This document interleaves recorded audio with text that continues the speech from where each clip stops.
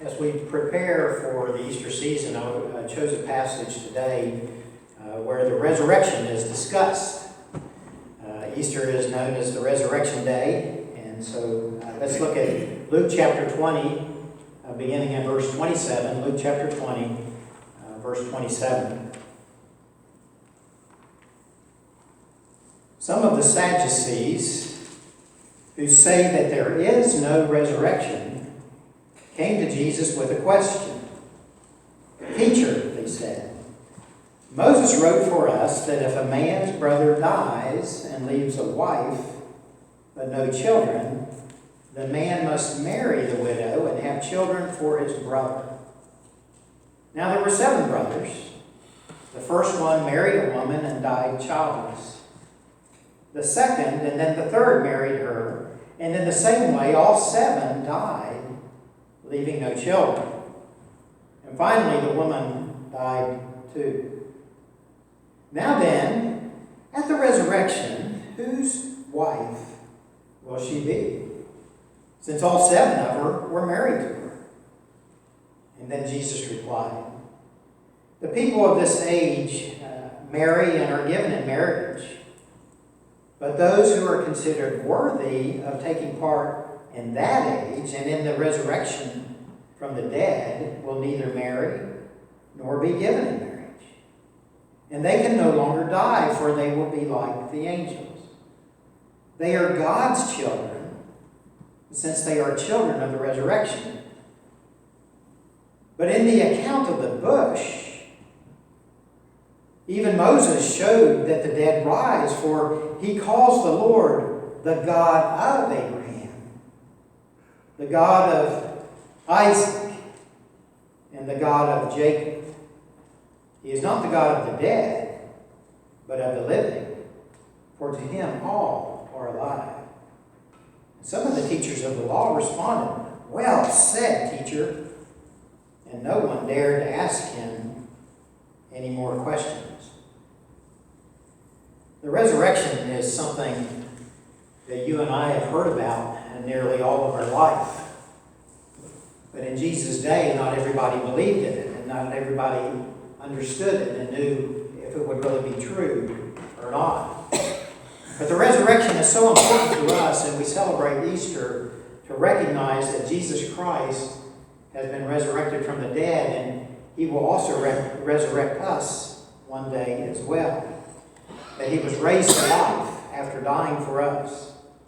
And Jesus' purpose of coming to the world was to provide our salvation and resurrection so that we may live with the Lord forever. He did a lot of things while he was here, but that was really his main goal and his main purpose for being here. Now, what will the resurrection be like for you and I? What will the resurrection be like? How will we live? What will we look like? The Bible gives us a bit about heaven, and some in Revelation chapter 21, where it talks about how beautiful heaven is, and we don't know if it's describing it in poetic language or if it's literally true, but it's just an amazing picture of streets of gold, pearly gates, huge walls, this mammoth city with these beautiful fruit trees all over the place, and a river going right down Main Street in town in this huge city. And then in the prophets, we learn about how it's such a peaceful, wonderful place where the lion can lay down with the lamb, and all. There's no weapons needed. There's no policemen needed or anything like that. There's no sickness. There's no corruption. Nothing decays and nothing ever gets stolen. And then when we all enter in on that day of resurrection, then God will wipe away himself. He will wipe away every tear in our eyes. But to be honest, we don't know much about our lives. We don't know much about what we will be like in the time of resurrection. What will we do? What will our life be like? And the Sadducees, they didn't believe in a lot of things. They didn't even believe in angels, even though in the books of Moses there are some angels listed in there as coming to visit Abraham, but they didn't believe in angels. They didn't believe in spirits, either good spirits or bad spirits, evil spirits. And see, they only followed what Moses wrote in the first 5 books of the law, the Pentateuch. That's all they listened to. And the Sadducees, they're a little bit different than the Pharisees. The Sadducees are one of the ruling bodies in Israel. The Pharisees, we know them as being really dedicated to the law of God and committed to following God and trying to make sure that in every detail of their life, they're obedient to God. The Sadducees weren't like that. They didn't spend all their time reading the Word. But they were very influential people, very powerful people in their country. And a lot of times they had influence over what happened. They were usually very wealthy, but they were not necessarily the most religious people, though some of them were. But you see, their reasoning skills could not grasp the thought that there was life after death. They just could not understand it. And they didn't believe it. They didn't think that was possible. To a Sadducee, once you died, you were dead. That was it. That was it. So their life was really lived about their life, the good things that they could get and have during their time on earth. Now, they brought up a passage here from Deuteronomy chapter 5, the levirate marriage that's mentioned in the Old Testament that Moses provided for brothers. If there were two brothers living together and one of them was married and that brother died, the second brother would have to marry the widow to raise up children in the name of the first brother. And that child that was born would not have his name, but would have his brother's name so that he could continue his lineage and his line in the world. And so his name wouldn't die out. And so that was the purpose of this. And it was also used to help give security to widows and their families and things like that to help. It's kind of like Social Security of the day. Now they bring a question to Jesus talking about this, since this is in the laws of Moses, and those are the only laws that they look at. And they do this hypothetical question. What if there were 7 brothers and they all died without children, and every one of them married this same widow, and then when she died and she went to the resurrection, then whose wife would she be? Whose wife would she be? And so they're asking this question not because they really want an answer, but they just want to kind of trap Jesus, and they want to show the Pharisees how brilliant they are in crafting this question in this reasoning skill. That the Pharisees, who believe that there is a resurrection, they believe in angels and spirits, and they study the prophets and the Psalms and the books of history and all the writings that we have in the Old Testament. The Pharisees believe all of those things. And so there's this constant battle and tit for tat going on between the Pharisees and the Sadducees, and Jesus is in the middle of it. But they're not really interested in the resurrection and Jesus proving it, but they get more than they really bargained for. But they use this argument where they take like one thought and they kind of stretch it, to exaggerate it, and they reduce it all the way down to something that's so absurd that, come on, be real. 7 brothers and 1 widow, this is a little ridiculous. But they do that on purpose just to stress their point, to say, that would be total chaos if there was a resurrection. How could you have a resurrection and these kind of things happen? Whose wife would she be there? Who would she hang out with? What would she do? What would her family be like in the resurrection? This just cannot be possible. You can't have something like this kind of chaos. So the resurrection must not be true. Now, sometimes we use arguments like this in our life as well. I've heard people make all kinds of excuses for things they don't do, and they do this kind of argument. They kind of stretch something. Well, if I do that, and it does this, and at least this, and at least this, maybe I just shouldn't do it. And it could be like that all over the place. And there's questions theologians have asked through history, like, if God can do anything, can he make a rock that's so big that he can't lift it? You can come up with these arguments that are just kind of crazy. And I know in math, one of the ones they love is there's no such thing as the smallest rational number. Rational numbers are the ones with decimal points, that can have big, long decimal points because, if you make the smallest number you can think of, you can always divide it by 2 and make one smaller. And so there's no way to ever get that smallest number. And you can drive yourself crazy trying to search for this kind of wisdom. Now, Jesus gives them an explanation that really surprises them. And he tells us something about resurrection that we didn't really know. I surely didn't know it before this passage. And his basic answer is that people in this age, in today's time and place where we live today, marry and are given in marriage.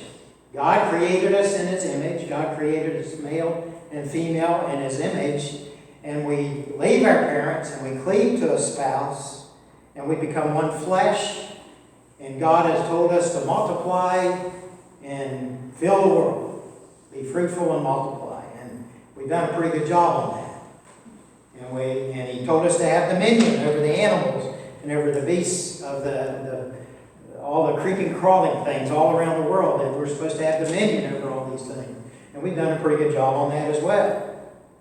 But then He says in that age, that those that are worthy of that age in the resurrection will not be married. And they will not be given in marriage. And it's just not going to happen then. And so I think that's really kind of shocking to us.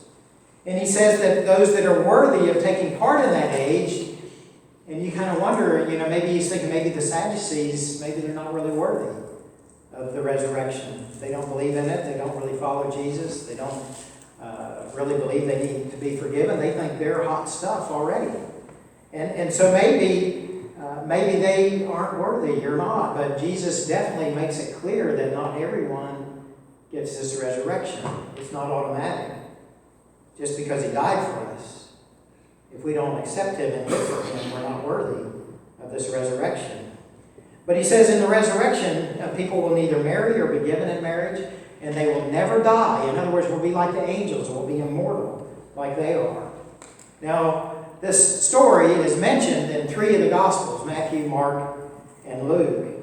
And in Mark is really blunt to them. And Jesus' answer to them, it says, "You are in error." Jesus basically tells them, "You're wrong." Now, we don't do that a lot today. It's not real politically correct to point your finger at somebody and say, "You're just wrong," right now. But Jesus did it. And He said, "You're in error." And He said, "Because you do not know the Scriptures or the power of God." That's where the Sadducees made their mistake. The Sadducees didn't read and know their Bible well enough. And they only read part of what God had given them.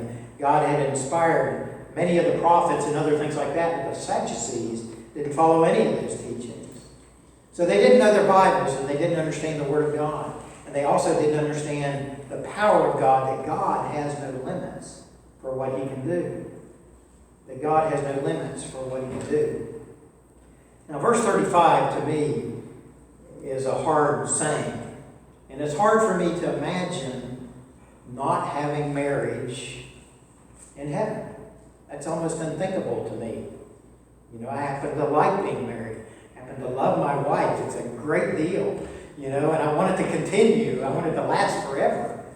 And we love those movies like The Notebook, where James Garner, his wife passed away, the love of his life, and he lays down and dies so they can be together in heaven. And I've known people that I've talked to, couples that have told me, and they've told their spouse that I know I'm not going to live through this. I know I'm about to die, but I'll be waiting for you in heaven. And we believe in those things, and we know those things. And I believe our relationships continue on, but our marriage does not. Our marriage does not. And that's kind of shocking to us. I don't expect that. That's not really what I had thought. And you see, marriage, though, teaches us a lot of things about relationships, and it teaches us a lot of things about God. Our relationship to our spouse is a lot like our relationship to God. And Jesus even describes Himself as the bridegroom, and He marries the church, and we're the church, and that we're married to Jesus Christ. And we kind of have an example of that in our marriage, of how we can grow and be, grow together and learn to love each other. The things we learn in our marriage can help us there. In Ephesians 5:25 and 27, it says, "Husbands, love your wives just as Christ loved the church and gave Himself up for her, to make her holy, cleansing her by the washing with the water through the word, and to present her to Himself as a radiant church without stain or wrinkle or any other blemish, but holy and blameless." That's one of the things that the marriage does, as one spouse for the other, helps the other spouse shine. We help the other become more holy and blameless We help each other along there, and that's one of the purposes for marriage. Now that does last into the resurrection. The growth that we have and experience with God, that does last. That is eternal. Now marriage is the most important relationship that I think you can ever have on earth. It's not the only important relationship, but it's probably one of the elite that you would say. Now people that are not married, you have good relationships too with your family and with your friends. And you have similar things in those that are in marriage, and the way you learn to deal with each other and treat each other and love each other and care for each other. So you don't have to necessarily be married for this to apply to you. But marriage is the most important relationship that we have. And it's almost unthinkable to me that that does not last into the resurrection. That's really surprising. I didn't expect that. And you see in the Bible, we're supposed to be married to God, married to Jesus. He is the number one relationship in our life. He is really the only relationship in our life that it has that level of importance in our life. And Jesus, talks about himself being the bridegroom, and yet in this case, he says to the Sadducees, you just don't understand. You've created this incredible question and hypothetical issue, but you don't realize that people aren't married in heaven. And they had never thought about that. In Jesus' answer, he's basically telling them, of course there's a resurrection. Of course there's a resurrection. Open up your eyes and see. And then he even goes to their own home turf, their own territory in the books of Moses. In Exodus chapter 3, right in the heart of the Pentateuch, when Moses sees the burning bush, he says, remember the passage about the burning bush?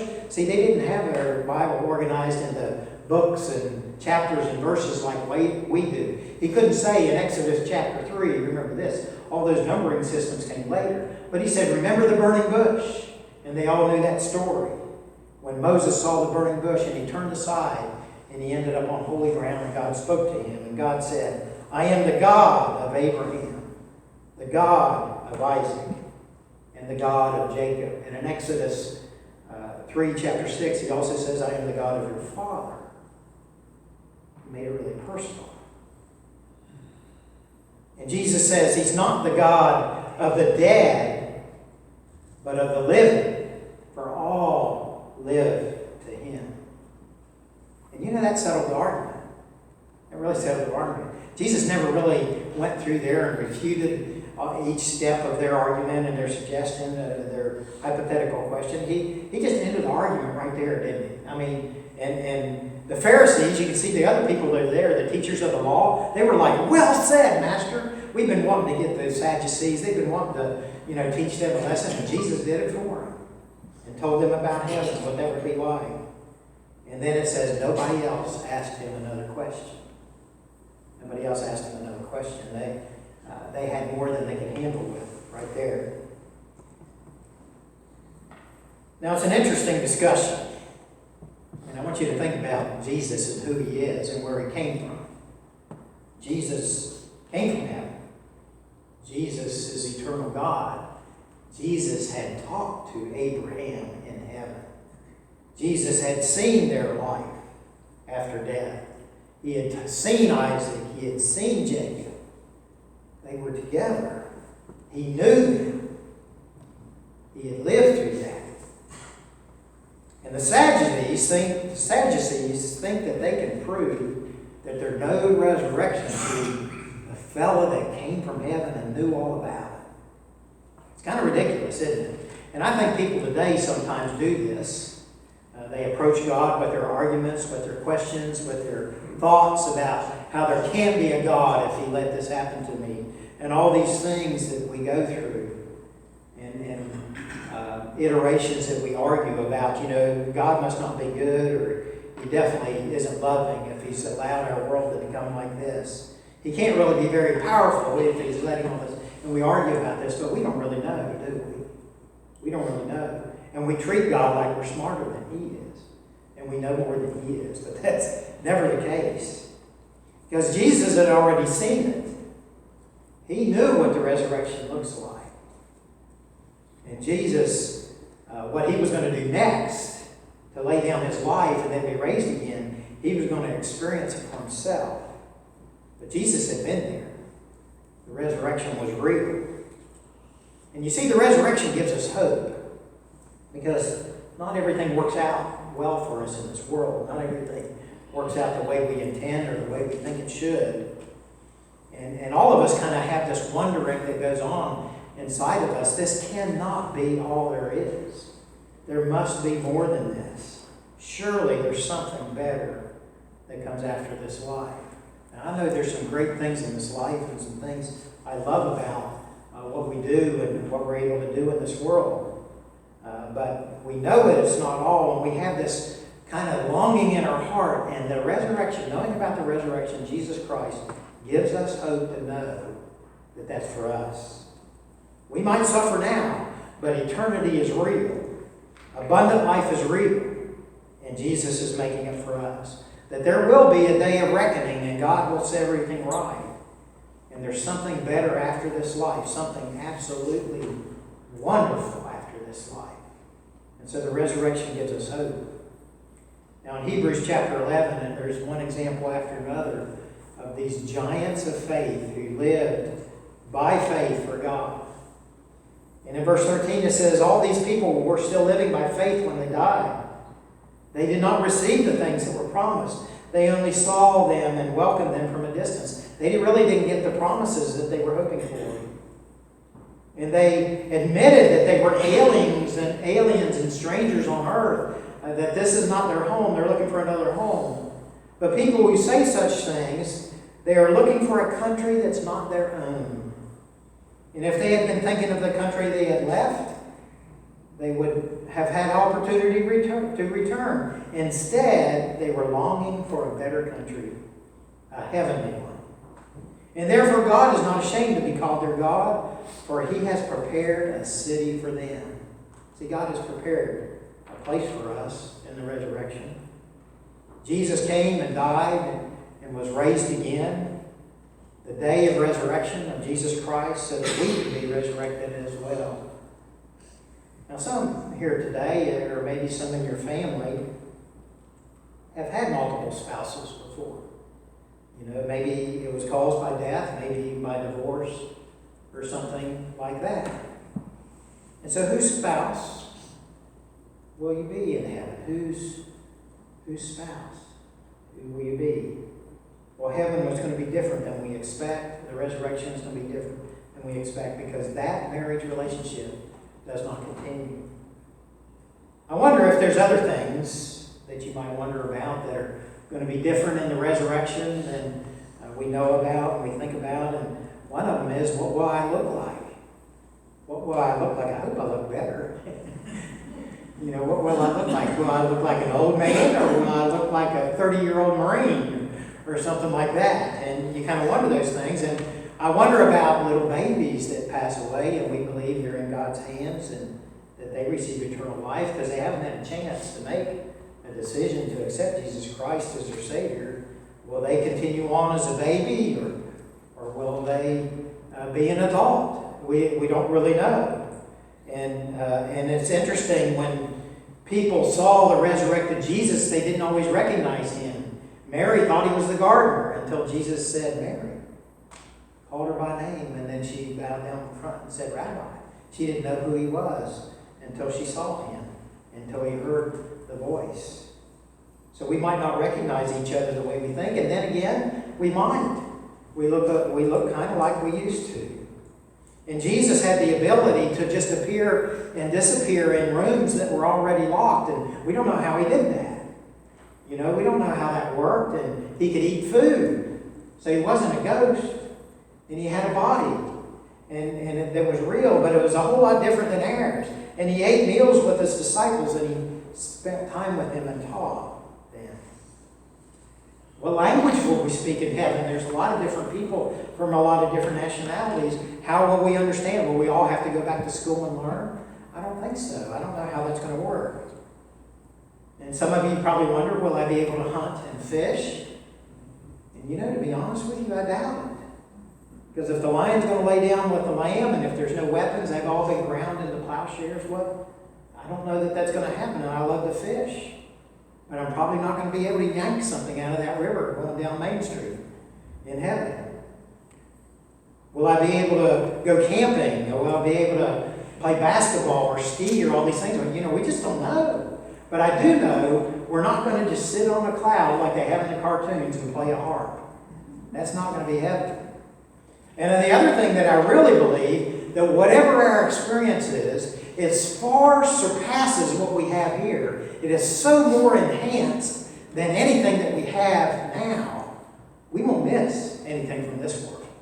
We won't in the new heaven and the new earth. It'll be so fantastic that what we have there will be so much better. We won't miss a thing. And so the marriage relationship, as good as it is in this world, we will have something better then. And in this passage, it says that we are now children of the resurrection. We are children of God. In other words, all of us become brothers and sisters. Brothers and sisters. An intimate, close family relationship. And so you don't need marriage. You don't need that. And so the relationship is completely changed. You might know people and recognize people that you've loved all your life, and you've got times to meet millions of other new friends. And after the resurrection. But we'll no longer be married. As important as that relationship is. What about a parent and child? Will that relationship continue? I don't know. Will you still be mom and you can boss your kids around? I don't know. I don't know. How about a teacher and a pupil? Will that still exist? That the teacher's always the teacher? How about a boss? If your boss is there, will he be your boss in heaven? I doubt that the relationships that we have in this world continue. If the marriage relationship doesn't, I really doubt that the others do. But I do understand that Jesus taught that there are rewards for our obedience now. He talked about storing up treasures in heaven. Storing up treasures in heaven where moth and rust don't destroy and where thieves can't steal. Don't store up your treasures on earth, but put your treasures. So there are things in heaven after the resurrection that our life today affects. And some of our relationships with others and our friends and our family and even irritating people in our lives, these relationships might affect things in heaven. And those relationships might continue, but just in a completely other way. How about people that we've led to Christ? And we'll get to spend eternity with them. How about the person that led us to Christ and shared with us about Jesus Christ? You'll get to see them and talk to them.